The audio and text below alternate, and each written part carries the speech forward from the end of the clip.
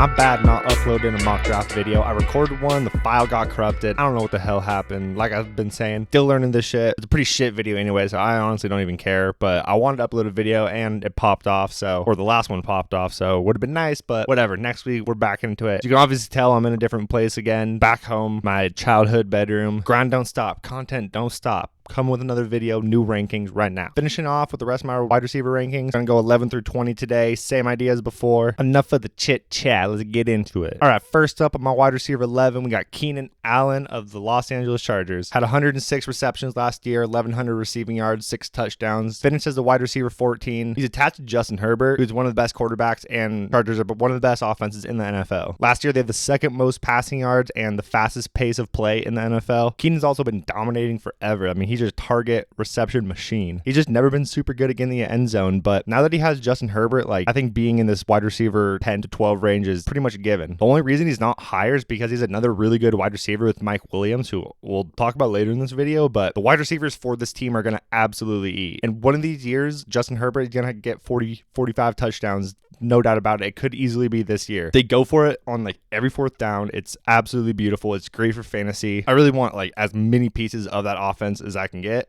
So yeah, Keenan Allen right here. He's going to dominate. He's going to be super consistent for you. Probably, he's not going to be a top 5 wide receiver or anything, but he's going to for sure finish at wide receiver 50 in the worst. So give me that consistency right here. And that consistency is probably going to be a little bit different than my wide receiver 12, who is AJ Brown. Now, AJ Brown is probably one of the most talented wide receivers in the NFL. He just got traded though from the Tennessee Titans to the Philadelphia Eagles. He had a pretty down year last year. He had a lot of injuries. Only had 63 receptions with 870 receiving yards and 5 touchdowns. He's shown in the prior years that he can be one of the best talents in the NFL at his size and the way that he can move. I mean, he's just one of the most electric dudes on the field. Now he's on the Eagles, who had the 4th least amount of passing yards last year, but the offense should be a lot better. And they have Devontae Smith, who I think he's going to be a lot better as a number 2 wide receiver, and I think it'll help Jalen Hurts take a leap. But how much of a leap is that really? I don't know how you're supposed to predict that. But AJ Brown, one of those guys that can create after the catch, so you can just give it to him in the screen game, and he can take 180 yards to the house, no problem, bro. Have you seen? God, there's that one play last year, just carried 4 dudes on his back from the 10-yard line all the way in. He's a grown ass man, and he's on my dynasty team, so I hope he does really well, but we'll have to wait and find out. Jalen Hurts is also, a rusher, so he's definitely going to take touchdown opportunity away at the goal line, which takes away some of his upside because AJ Brown is known for getting the touchdown, high touchdown percentage, and having someone who takes that away just isn't good for him. So I've had to drop him down a lot as he's got traded, but he's just too good of a talent to not have up around here. Another elite talent, in my opinion, is my wide receiver 13, DJ Moore. I mean, dude, my hair is a mess. God damn. Whatever. Just fucking deal with it. Anyways, DJ Moore last year, 93 receptions, a little over 1,100 receiving yards, and 4 touchdowns. He's never scored more than 4 touchdowns in his entire career, and that's really what's held him back from being an elite fantasy wide receiver. Panthers just got Baker Mayfield, which gives them probably his first real serviceable quarterback of his career. I mean, maybe at the end of Cam, but the end of Cam was honestly not very serviceable. And the Panthers last year with Sam Darnold, they had the 2nd least passing touchdowns and the 3rd least amount of passing yards, so there's not really much DJ can do about it. But over the past 3 seasons, DJ Moore has the 3rd most receiving yards and receiving targets. If he could just get a decent quarterback, then I think he's going to easily finish up where, in the top 15. He doesn't really have a ton of competition for target. I mean, Christian McCaffrey honestly might get more targets than him, but at the wide receiver and tight end position, he does not really have a lot of targets or a lot of target competition. I mean, now he might drop down a little bit more, but I think that 13 to 15 range is where he's going to be. He was at my wide receiver 18 before the Baker trade, so he honestly jumped more than I expected, and I don't think Baker is that much of a significant difference to constitute a massive leap, so I'm going to have to reconsider. But when it really comes down to it, these people are going to be in tiers, and there will be a tier break between AJ Brown and DJ Moore, and this next tier will all be people that I kind of think you can switch, because it's going to be a bunch of alpha wide receivers who are on pretty bad, below average offenses, should I say. But I have DJ Moore at the top because I think he's one of the best talent. The next person I have who I could definitely have above him is Terry McLaurin. I have him my wide receiver 14. He last year had 77 receptions, 1,050 receiving yards, and 5 touchdowns. Now they just got Carson Wentz. Sadly, that's the best quarterback he's ever had in his entire career, which he was able to give Michael Pittman a top 15 wide receiver season last year. So Carson Wentz can support a top 15 wide receiver, and Terry McLaurin is a better talent than Michael Pittman. I don't think there's really any conversation about that. But the thing with Terry is he doesn't have a lot of competition as well. They just drafted Jahan Dotson in the 1st round, but I think he's just going to be someone that will take some pressure away from Terry, so he can't get double doubled every play, but he's not really going to be taking a significant target percentage or a target share from him. Like, plus they just paid him. Terry just got one of the highest paid wide receiver contracts in the NFL, so they solidified him being the guy, like the first one out of this group. Or I guess him and AJ were kind of at the same time. But regardless, he got paid and he's going to be their guy, and he's going to get a fuck ton of targets. So I'll take Terry McLaurin around here. The next guy who I just mentioned is Michael Pittman. Wait, hold on. Yeah, can you give me like 15 minutes? I'm in the middle of recording a video. My mom wants my help. Anyway, Michael Pittman.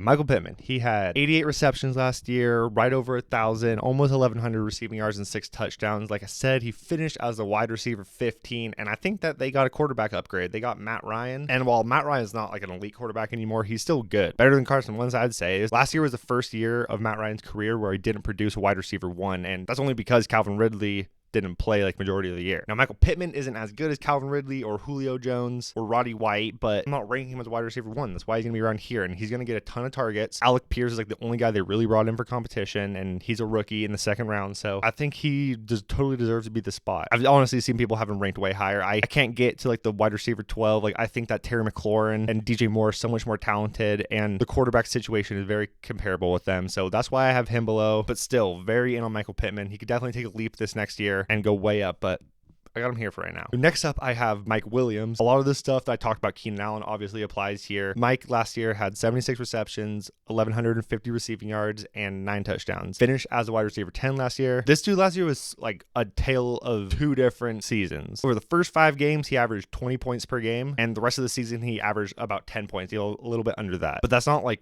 it doesn't really scare me away. Like especially wide receivers and wide receivers you're drafting around here, they are going to be inconsistent. There's nothing that you can do about that. Mike Williams, he's going to score a ton of touchdowns. Like I said, he's part of the Chargers, who had the second most passing yards last year, and they have the fastest pace of play. He goes up and gets jump balls. He gets in the end zone. He's scored more than Keenan Allen ever has. And like I said, one of these years, Justin Herbert is going to score 45 touchdowns, and I want to be a part of that. And the people that can check all those boxes and who aren't inconsistent are Justin Jefferson and Cooper Kupp going in the first round, not your wide receiver 16. So I'm just wanting whoever is going to have the most points at the end of the season, and even if there is some inconsistency, he's going to win you weeks. So yeah, give me him at wide receiver 16 right here. No doubt about it. Next up is someone who is pretty interesting. I have Marquise Brown. Last year was by far his best year. He had 91 receptions, right over 1,000 receiving yards, and 6 touchdowns. But he honestly dropped like 3 wide open touchdowns from Lamar. He got traded, so he's not part of that offense anymore. But he got traded to Kyler Murray, who I think is a better passer than Lamar. Doesn't run the ball quite as much, so I think it's going to help his overall receiving numbers. Plus, they have the college connections. DeAndre Hopkins is the main reason why he's ranked all the way up here, though. He's going to be suspended for probably the first 6 games. There's still some appeals waiting to be had, but it sounds like he's going to be suspended. And in that time, I think it's very likely that Marquise Brown finishes as a wide receiver 1 throughout that time. And I've mentioned it in some other videos, but I think there's like a really big advantage of starting off really hot with guys, because while we put all this time into trying to rank and predict what's going to happen, knowing what's going on week 6, week 8 of the season is pretty much impossible. So if you can guarantee someone absolutely ball out for you for the first 4 to 6 weeks,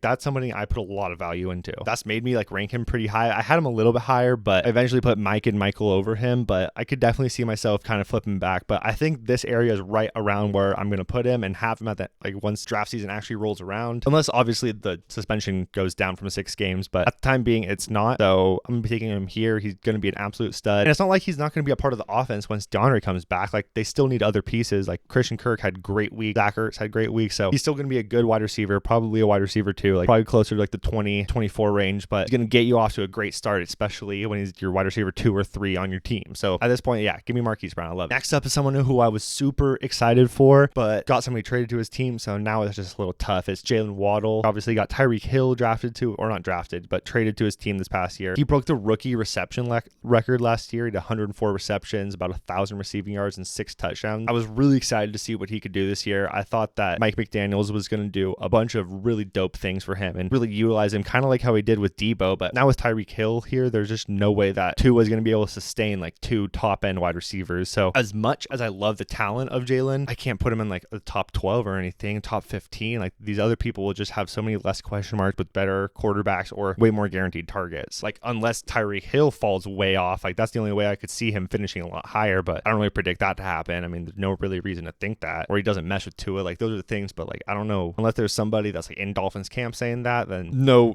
reason at all to think that. Next up, wide receiver 19, one of my favorite wide receivers to watch is Deontay Johnson. Last year, he had 107 receptions, 1,150 receiving yards, and 8 touchdowns. Finished as a wide receiver 9 and the wide receiver 10 in points per game. The issue with him is just part of a brand new offense. They got Mitch, they got Kenny Pickett. They also added in George Pickens and Sky Moore. So a bunch of new weapons, new play callers, new quarterback with way more competition. And the offense is very likely not to be as good just because Ben knows how to operate it so well. But I mean, maybe it could be better. But if it's Mitch or Kenny, they're both way more mobile than Big Ben. So they're going to be running the ball more. Plus, they don't have that guaranteed connection. Like their favorite target could be Chase Claypool. Like I have no idea. And that's why I have him ranked down here. As much as I love the talent, there's so many question marks with him. I'm just get more scared and scared every day. Like I've had to move him down more and more just the more I think about it. And it worries me. I mean, honestly, this next guy I have up, I might put up ahead of him too, because I've been absolutely rising on him. But Deontay scares me, and I don't really see how I could get less scared of him. If anything, I think he's going to move farther down as the offseason progresses and as I like more and more people. But for right now, I think his talent dictates that he's still in the top 20. I got him here for right now. And the last person I got, my wide receiver 20, is Allen Robinson, which a lot of people, I guess, have been rising on him lately, but there's a lot of good reasons too. I mean, last year was terrible. Like I don't even bring up his numbers. They were so bad, especially for him. Like he's been a dog his entire career, like even with terrible quarterback play in the Jaguars with Blake Bortles. But if you look up his numbers, he was still in the 81st percentile versus man coverage and in the 96th percentile versus press coverage. So he's still beating his man. Just Justin Fields couldn't get him the damn ball, wouldn't look his way. Part of the Rams now, so he's obviously not going to be the wide receiver 1. Cooper Kupp's going to be getting double teamed pretty much every play. So Allen Robinson is just going to have to beat one guy. And as you can see from these numbers, like he's going to be getting wide open, and Matthew Stafford ain't missing him, especially like if you looked at what Robert Woods was doing as before he got hurt, and then what Odell Beckham did in the Super Bowl. Like out wide receiver 2 for the Rams is super valuable, and there's a good chance that Cooper does not get the same amount of work he did. Like he could literally lose like 10 to 20% and still be the wide receiver 1, not a wide receiver, the wide receiver 1, losing 20%. And Allen Robinson just has to take the work from Robert Woods / Odell Beckham, and he can easily finish higher than this. Like I honestly had him ranked so low when I first made my rankings. It was kind of disrespectful, but I think I honestly first made them before he went to the Rams. But even then, like I wasn't doing it in fact. And then I watched some videos and a couple different things, looked into some stats that have really changed my mind. So I'm rising super hard on him. Like I could easily take him over Deontay, and I would not even question that whatsoever. Even Jalen, I've had to think about it. So like I don't know, we'll see. I'm definitely doing later renditions of my ranking in the off season as we get closer. I'll do another one that kind of shows all my different changes. But yeah, that's my top 20 for right now. There's some other people who are really good that I do not have, like Courtland Sutton, Jerry Jeudy. They just missed it. I just don't know who to put out of them, but I'm almost positive that one of them is going to finish in the top 20. I just don't know who. Like, I don't really know how you can tell. But yeah, I hope y'all appreciated these rankings. I really hope I can do more videos here and I can actually post a mock draft. I mean, screen recording and shit is so hard. Like I've still need to figure some of that tech out. Dude, the amount of work that I put in this tech in the background, I should do a whole YouTube channel on this stuff because that's where I put the most work in for this, but I don't need to hear that. Anyways, thank y'all for watching. Drop a like, comment, subscribe, all that jazz. See y'all in the next one. Peace.